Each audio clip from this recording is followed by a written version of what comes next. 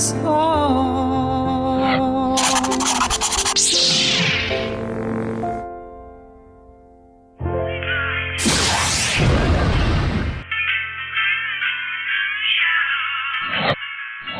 I was working at basically a conservatory of music, and a student of mine canceled on me. But I'm so glad they did, because this really cool thing happened. I was sitting in my little music studio, and I could hear a student playing some kind of wind instrument across the hallway, like a saxophone or something. And through the wall on my left, I could hear some really amazing classical music being played. And through the wall on my right, I could hear some guitarists playing along to some old classic rock music. And on the other side of the wall, right in front of me, I could hear little chunks of a flute playing something, popping in and out inside all of the surrounding cacophony. And I paused for a minute, and I started chuckling at all of the sounds of the crazy music swirling all around me. And I just sat there for a while and listened, totally amused and entertained by the chaos of it all. But the strangest thing happened. Or maybe not that strange, because I have a music brain. But from all the different noises and all the different sounds, from all the different instruments playing different songs in different genres and different tempos and different time signatures and different key signatures, my brain started to extrapolate little sequences of organized sounds out of the chaos. And that's how this song, Shadow, was ever even born. I'd been playing piano at a restaurant on Friday nights, and at the time I was adding a Patsy Cline song to my repertoire. So as I began extrapolating a melody for this song, I felt inclined to put it on top of a sort of honky-tonky, shuffle, old country time kind of rhythmic pattern. And a melody doesn't really sit around too long in my brain, especially if I'm excited about it, before lyrics start to come. Lyrics that would end up being a little bit dark, and so somewhat of a strange contrast to have laid on top of a upbeat honky-tonk kind of rhythm. But I think that's part of what makes it so darn fun. Yay! I've been sort of contemplating this idea of why can I see the goodness and just know the redeeming value in a friend or even a total stranger, regardless of their imperfections, which, are quite often as plain as the nose on your face. So I was wondering, how can I be so certain of the virtues in others, and yet still be so doubtful of my own? Aww. And as so often happens when I genuinely ask creation, or my subconscious, same diff, that question, an answer came quickly, and I knew it to be true. I can easily see the virtues in others, despite their dark sides. What is wrong with dark? Nothing, Senor Sensitivo. Nothing wrong with dark. Dark is beautiful. That's not the kind of talking about, okay? Quit being so sensitive. But see, it's easier to see the virtues in others, regardless of their darkness, because as the universe informed me, I know my darkness so well. There's a dark surprise awaiting for you. I know every disgusting little thought it has ever birthed, every foul act it has ever instigated, every selfish motive behind its very existence. And I was shown in the answer that I was given that so long as I believed that my darkness, or my shadow, The shadow is who I truly am, I can never be fully convinced of my own goodness and my own virtue. For me, it's easy to dismiss the shadow in others because when I'm separated from someone else's shadow, I can easily see that it's not truly the heart of who they are. Like when your lover lashes out at you and you know that it's just because they had their feelings hurt. Their little feeling. Aww. Man, nobody ever cares about my feelings. Or your child acts up and you know it's just because they had too much sugar. Please stop feeding the children sugar. Please. But you know that their yuckiness isn't truly who they are. It's not what's truly in their hearts. Unless they have no heart. In which case, they're probably a shape-shifting reptilian. But we are all so knowledgeable about our own personal dark side, even though we really try not to look at it. We know it's there. You know it's there. We're so intimate with our inner demons, our own shadows, that I think it makes it a little more difficult to acknowledge and understand that they are not truly who we are. See where I put the emphasis on the words? They are not truly who we are. But somehow they are a part of us. And so it creates this sort of dissociation and knee-jerk response. We're never in a world that's separate. Of sort of denying and dismissing these parts of ourselves. But as we evolve into a more expansive humanhood, that's what we're doing. I would wager that dismissing our dark side isn't necessarily the best course of action. Well, I'll match you and raise you one. Wagering that dismissing our dark side is part of what got us into this whole heaping pile of manure to begin with. So I had to ask myself, how do I dismiss this thing that is, I know, not who I truly am, whilst not dismissing it? As if to act like it isn't something that's truly there and truly affecting me. What? I'll say it. What am I supposed to do with my shadow? I admit I've spent enough of my life trying to act like it wasn't there. Oh my god, I'm hella nice, okay? I don't even have a shadow. Shadows are gross. Ew. Or trying to conquer or defeat it. As if it makes any sense to do battle with different parts of yourselves.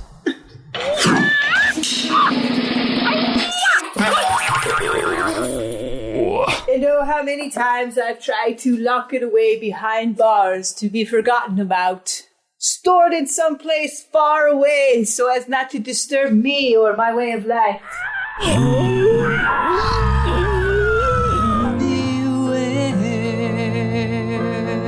When I was a kiddo, I had nightmares every night.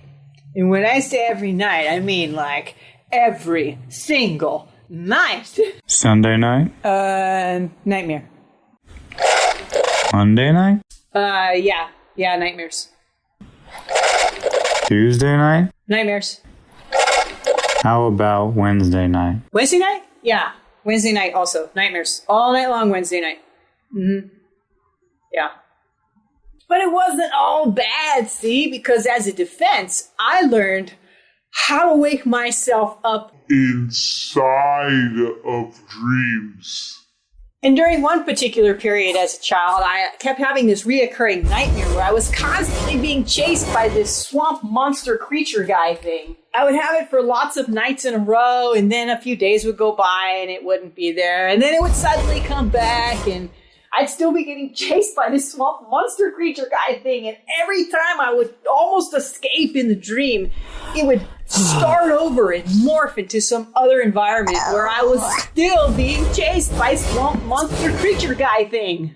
And finally, on one night of this reoccurring nightmare, when I was making a getaway with my family in the car that we had packed up with all of our belongings, because apparently we had to pack up all of our stuff before we could escape swamp monster creature guy thing. And inside of the nightmare, I woke up just enough to realize how sick I was of this nightmare. And waking up just a little tiny bit inside of the dream made me a little tiny bit less afraid.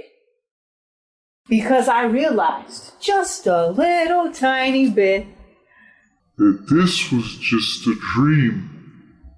And even though it still seemed real and I was still scared, knowing that it was a dream made me just brave enough to face this swamp creature monster guy thing head on.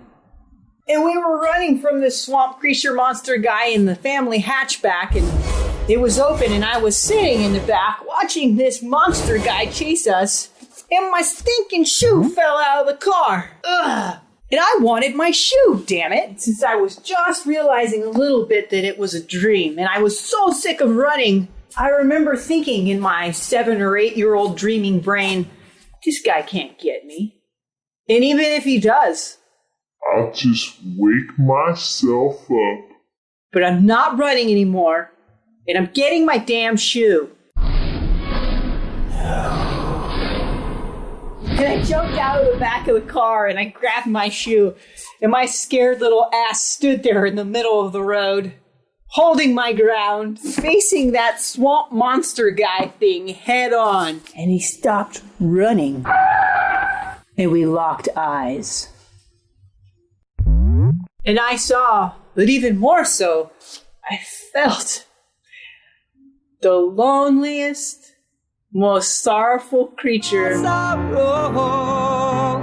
had as yet crossed paths with in my little life. It was so sad. I literally instantly felt so sad for this creature, and I raised my hand as a gesture of goodwill. We stood there and stared at each other, and he waved back. And I could feel from him that he was so grateful that I had stopped running and turned around to acknowledge him. And then we both turned and went our separate ways. I went back to my family car, and he went walking down the opposite direction on the road. Neither one of us running anymore. Weird, huh? I didn't even have to wake myself up after that. I just enjoyed being awake Inside of a dream. Row, row, row your boat gently down the stream. I understood the message of that dream even as a wee lassie. Even though I might not have had the words to explain it, I knew what it had shown me. And the memory of it has proven to remind me many times throughout my life that my most ghoulish monsters and most hideous beasts are always ultimately revealed to be my deepest wounds and my greatest sorrows. Once I stop running from them, once I acknowledge them, they are not who I am, but like it or not, the trials and tribulations of this life and other lives, and the wounds inflicted upon me, and the wounds I've inflicted upon others, same diff. All of that stuff has created fractures within the wholeness of my being, and thus my shadow. I cannot allow these things to rule me, for they are not who I am. Should have had a character say that. But I cannot deny them, for they have certainly become a part of me now. And it ends up that in the acknowledging of Swamp Monster Guy thing, I set us both free. I know my shadow self. I've seen her, and she's ugly. But I don't run from her anymore. And I don't try to deny her existence when she rears her ugly head. I look at her, full on, and the light that shines from me shines on her and dissolves the darkness, so that all the pain and hurt that's hiding within can literally come to life. In other words, I keep that bitch in check. And I call her out on her shit. I've noticed that it's only been in the self-revelations and the acknowledgement of these wounds that I've been able to be free of my shadow. Like it isn't the one controlling me. But you know, acknowledge and embrace the wounds and then let them the fuck go. Dear God, don't make a career out of it. Spend every damn day for the rest of your life in front of a I'm f***ed up for this reason or that reason special help group talking about how messed up your childhood was like 40 years later. What do you think you're doing right now? Look, we've had this conversation. I have curtains So that's different. No, I'm not sure if the shadow ever goes away, but I am pretty sure that that's not the point. Just like when Harry Potter is all concerned that he can't possibly be a good kid because he's so much like Voldemort.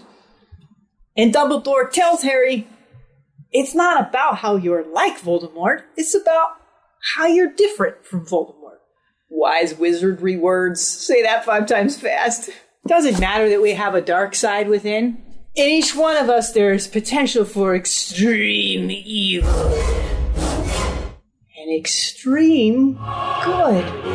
For me, it's more about like, can I embrace the fact that I am potentially all things good and all things evil and not be afraid or ashamed to embrace that potentiality? Because that and everything in between good and evil and around it and underneath it and on the other side of it, it's the palette of colors that we choose to paint ourselves with. Can I embrace my absolute extreme potential for darkness but still choose the light? Towards the light. Because I just did earlier today when I wanted to stab someone, but I did not stab them because I was like, no, I probably just want to stab you because I'm hurting inside.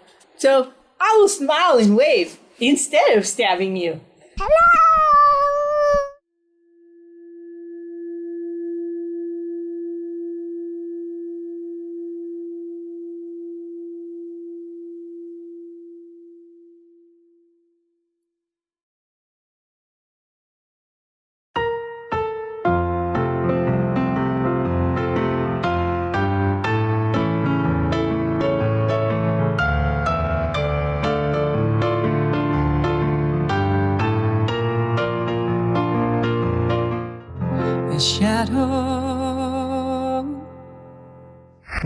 Thanks for coming this week on Me and My Song. Come on back next week as I sing for you the song I just told you all about in the Raw Reveal. Just so you know, I keep doing this because I know it makes you smile and sometimes even laugh, and because I know that music heals. I know that. And I'm going to keep on doing it no matter what.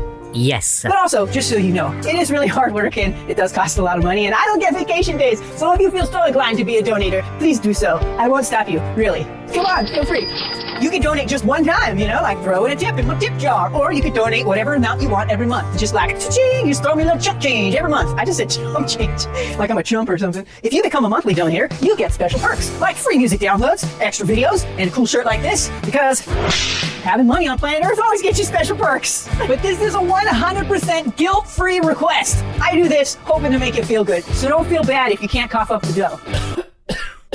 Shoot, I'm just glad you're here, because otherwise I'd be all alone. Well, you know what I mean. This is Jessica Leia signing off. Thanks for coming. Come on back next week. I will be here for you. And also, if you could just do me a favor and remember, keep singing your song. Me and my song.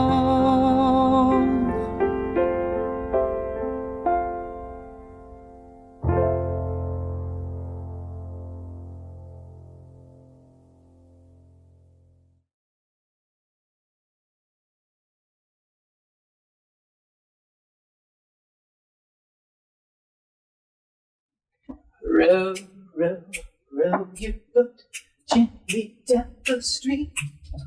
Merrily, merrily, merrily, merrily, life is but a dream, yeah. Andrew Dice Clay style. Row, row, row your motherfucking boat.